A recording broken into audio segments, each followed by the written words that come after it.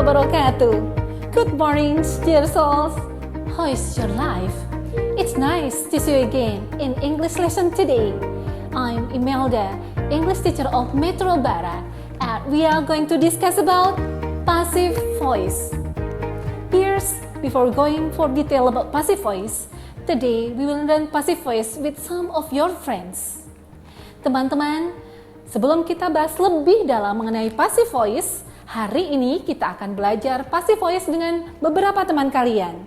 Okay dears, let me introduce you to them. Here they are. This is Argita. Hi. And this is Firza. Hi. And the last is Rita. Hello, I'm Rina. Right now, are you ready for studying passive voice today, girls? Yes, ma'am. Dan hari ini kita mempunyai lesson plan that we are going to discuss. The first, what is the passive voice? The second one, when do we use the passive voice? The third, the grammatical structure, and the fourth, transforming the active to passive. Nah, sebelum membahas bagaimana membuat passive voice dan seperti apa itu passive voice, tahukah kalian apa itu passive voice? What is passive voice? Yang jelas, passive voice adalah lawan dari active voice ya dears. Pengertian passive voice adalah suatu bentuk kalimat di mana subjek kalimat menerima aksi, bukan melakukan aksi. Tidak seperti pada active voice yang fokus terhadap pihak yang melakukan aksi, doer of action. Dear, dalam passive voice kita simpulkan bahwasanya kita membahas hal yang lebih penting dari sekedar pelaku. Tapi di sini adalah aktivitas, bukan pelaku. And the next, when do we use the passive voice? Kapan kita bisa menggunakan kalimat pasif? Rina, could you explain it? Umumnya kalimat aktif yang bisa ditransformasi menjadi kalimat pasif berbentuk kalimat aktif yang mengandung transitive verb atau kata kerja yang memerlukan objek langsung. Sebaliknya, kalimat aktif intransitive verb yaitu kalimat yang tidak memerlukan objek, maka tidak bisa diubah menjadi kalimat pasif. That's right. Jadi intinya, kalimat aktif yang bisa dibuat menjadi kalimat pasif adalah kalimat transitif, di mana kalimat ini harus memiliki objek.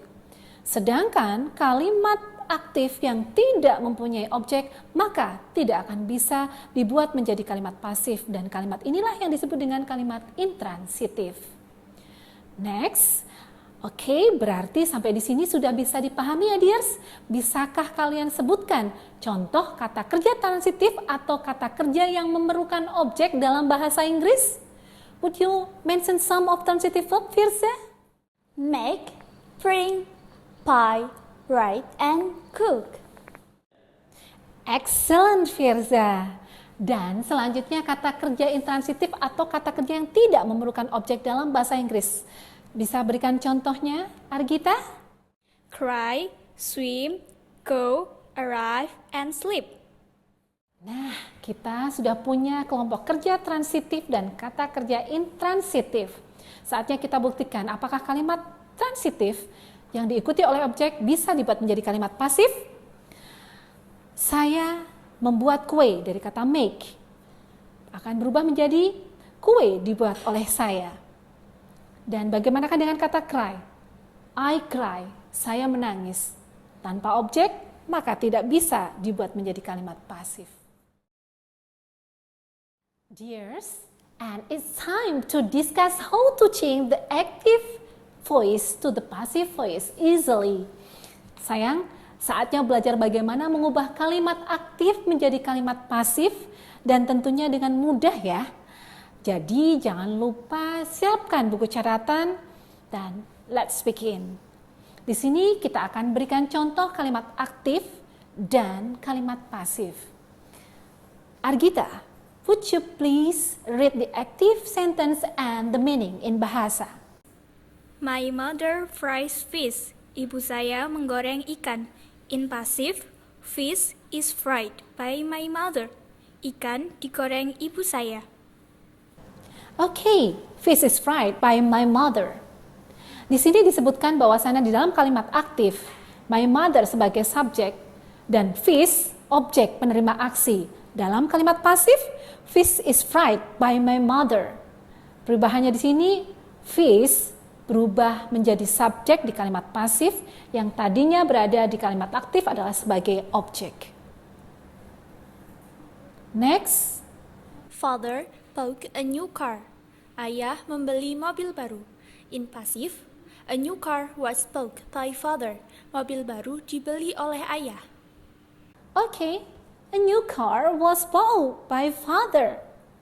Dalam kalimat aktif, di sini a new car sebagai objek penerima aksi.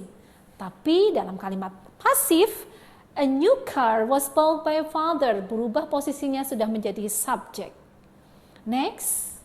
Claudia is making a cake. Claudia membuat kue. In passive, a cake is being made by Claudia. Kue dibuat oleh Claudia. Oke, kita tahu bahwasanya dalam kalimat aktif ada Claudia is making a cake. Objek menerima aksi adalah a cake. Objek di sini akan berubah menjadi posisinya subjek dalam kalimat pasif. A cake is being made by Claudia.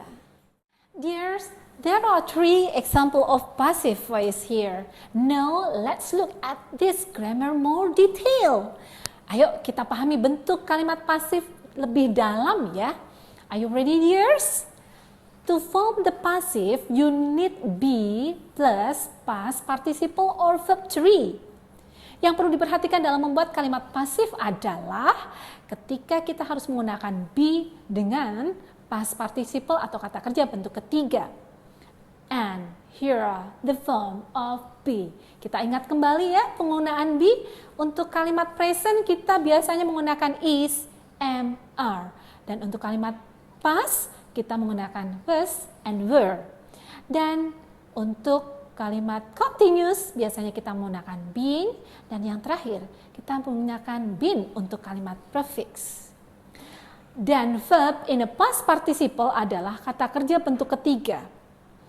Oke, dears, bisa bantu mengingat verb 2 dan 3. 1, 2, dan 3 kata kerja agar tidak lupa. Ini ada contoh. Buy, bought, and bought. Make, made, made. Fry, berubah menjadi fried and fried. Untuk eat, ate, eaten, and the last is play, played, played. Well, dears, have you understood well? It's time for taking understanding. So let's compare these 2 sentences, dears. We have, my mother is very beautiful woman. And the second is, my car is being repaired by the mechanics. Which sentence is passive? Rina, please choose the sentence which belong to passive. The second sentence, Mom. Okay? Yes, of course. But could you tell me the reason why does the second sentence belong to passive? Because it has the be is and the past participle is required. And for the first sentence, there is be, but isn't followed by past participle. And for the word beautiful is an adjective. Is that clear? That in the second sentence, be followed by past participle, but for the first sentence, be followed by adjective. It means that the second sentence is belong to passive, but for the first one isn't belong to passive because isn't followed by past participle. So always remember, the passive has be and participle. Okay, let's remind together. Argita, Firza, and Rina. Our passive voice always has be and past participle. Nah, sudah jelas kan tentang passive voice untuk pembelajaran kita hari ini? Saatnya sekarang kita berlatih untuk lebih paham bagaimana itu membuat kalimat aktif menjadi kalimat pasif. So, let's sing these sentences into passive. Selamat mengerjakan, tetap semangat untuk belajar, do your best, tetap terapkan protokol kesehatan, tetap sehat,